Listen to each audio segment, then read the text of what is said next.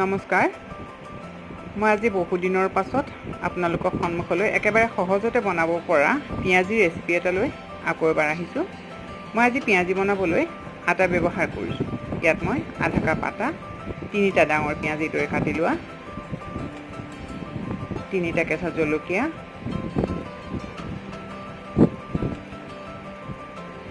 আধা চামুচ baking soda, 4/3 চামুচ বেকিং পাউডাৰ, অকণমান জালুকৰ গুড়া আৰু সোৱাদ অনুসৰি নিমখ লৈ লৈছোঁ। ইয়াত প্ৰায় 4/3 চামুচ নিমখ আছে। এইখিনি মান ধনিয়া, এই মান ধনিয়াখিনি এইদৰে কাটি লৈ মই ইয়াত ঢালি লৈছোঁ।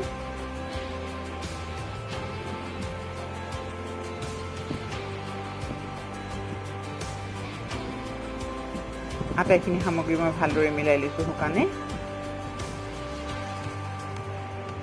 ইয়াত মই 1 চামুচ সুজি ঢালি লৈছোঁ।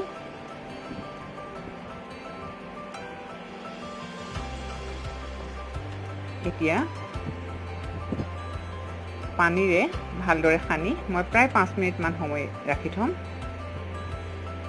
ইয়াত মই হালধি ব্যৱহাৰ কৰা নাই। যদি কোনোবাই ইচ্ছা কৰে হালধি, জিৰা গুড়ি, ধনিয়া গুড়ি আদি দিব পাৰে। কেতিয়াবা নিদিয়াকৈ বনাই চাবচোন মই বনোৱা এই পদ্ধতিৰে। আৰু যদি ভাল লাগে কমেণ্ট কৰিবলৈ নাপাহৰিব।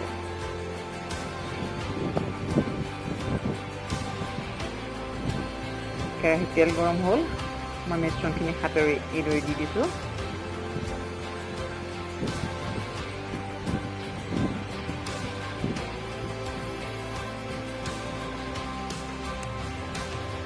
এইখিনি মই প্ৰায় 3 মিনিটমান সময় ভাজি ল'ম ৰঙচুৱা হোৱালৈ।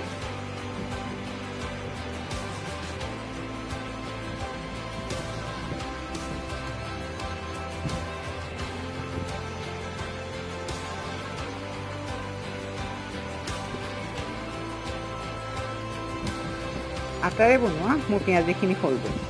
এতিয়া মই ইয়াত অকণমান চাট মছলা ছটিয়াই দিছোঁ। ইয়াত মই গুড় আৰু কণ বিলাহীৰে বিলাহীৰ চাটনি বনাই লৈছিলোঁ। মোৰ এই ভিডিঅ'টো যদি চাই ভাল লাগে লাইক আৰু শ্বেয়াৰ কৰিবলৈ নাপাহৰিব। ধন্যবাদ।